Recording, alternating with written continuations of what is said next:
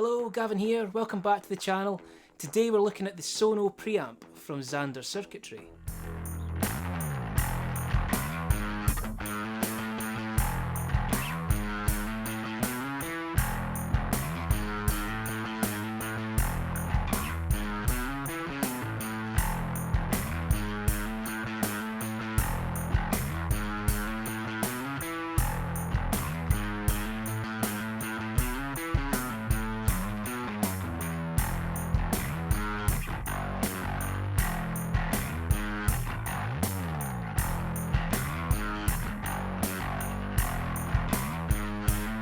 This pedal is something I've only recently started checking out, thanks to Andy over at Funny Little Boxes. He brought it to my attention when he got one of the last V2s that was available.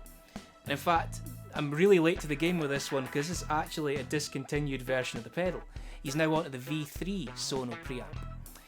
As far as I'm aware, and I could be wrong on this, the only major difference is the enclosure, but based off of my experience with this one, I can pretty much guarantee that if you get a V3, the new version, you're going to love it, because this thing is so cool. Like I say, this is one of the end-of-line models of the V2 that Andy over at Funny Little Boxes managed to get a hold of, and as soon as he said to me it was available, I knew I needed to try this, because it's a preamp and a fuzz in one pedal. Now when I say preamp, I'm not meaning a pedal like this.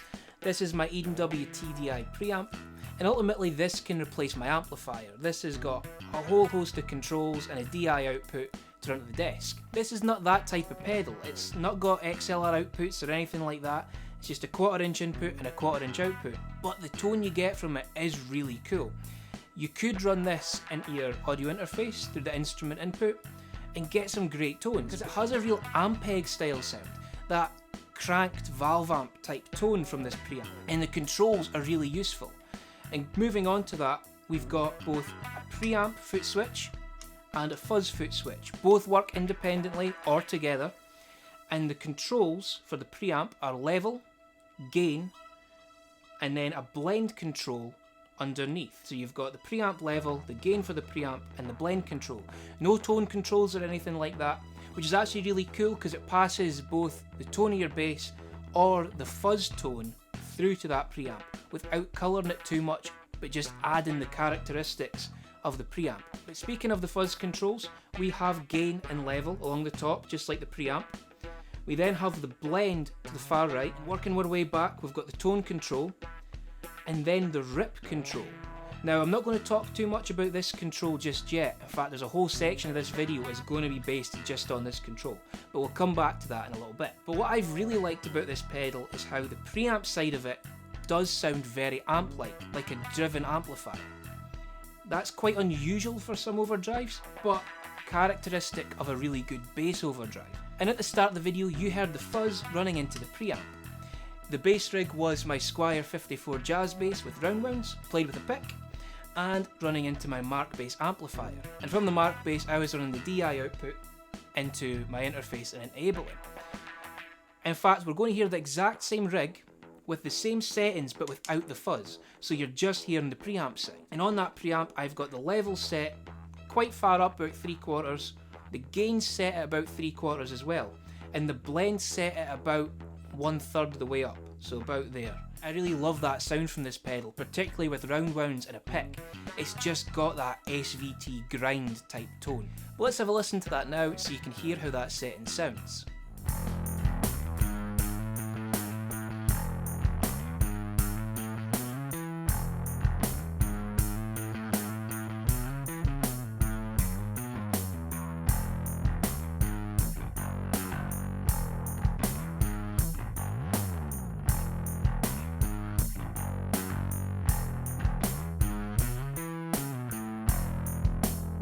So next up, let's have a listen to how the fuzz side of this pedal works.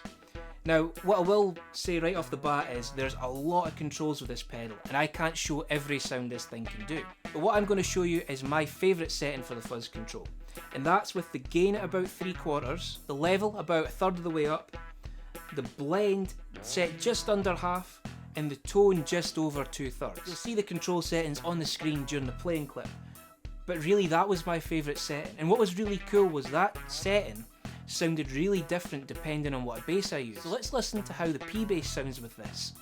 First you're going to hear the preamp. All I've changed is I've brought the blend up to about half so that you're getting less of the drive coming through. It's a cleaner sounding preamp, and the rip control is actually at 0 like it was on the first 2 clips. And you're going to hear the preamp on its own, then the fuzz on its own, and then both combined. And you'll hear just how versatile this pedal can be, just switching between the settings on the foot switches. But let's have a listen to that now so you can hear how that sounds.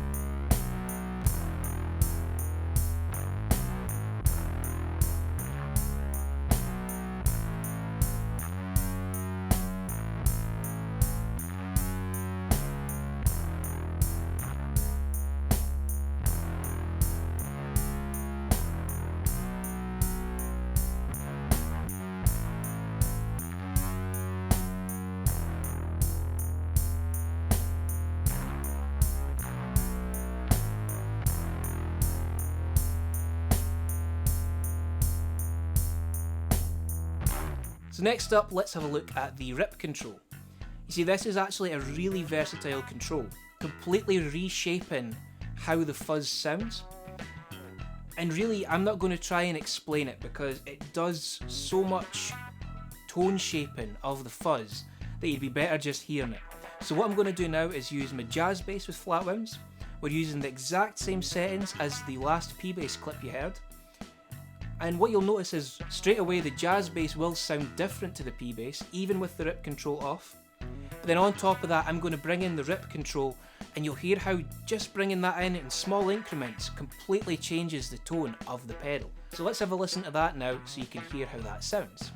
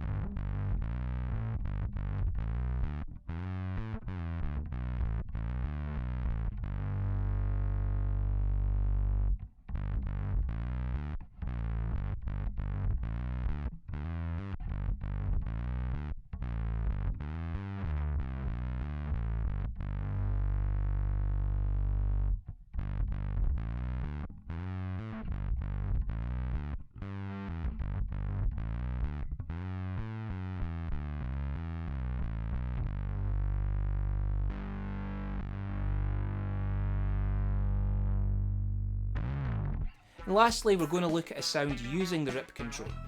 In fact, I think this might be my favourite fuzz tone from this pedal. With the rip control set at about half and the usual settings on the other controls, it's a much synthier sounding fuzz tone. And if you know this channel, you'll know that's always going to be my favourite setting because I love synth bass. And to make it even synthier, I've used my fretless bass with flatwounds, and for the second half of this clip you're going to hear me using a Boss PH3 phase shifter. This running into modulation effects makes great synthesizer sounds. But before we use that clip to play out the end of this video, I just wanted to give some of my final thoughts on this pedal. For me, it's a really cool pedal. I think this thing is such a cool idea and it sounds great.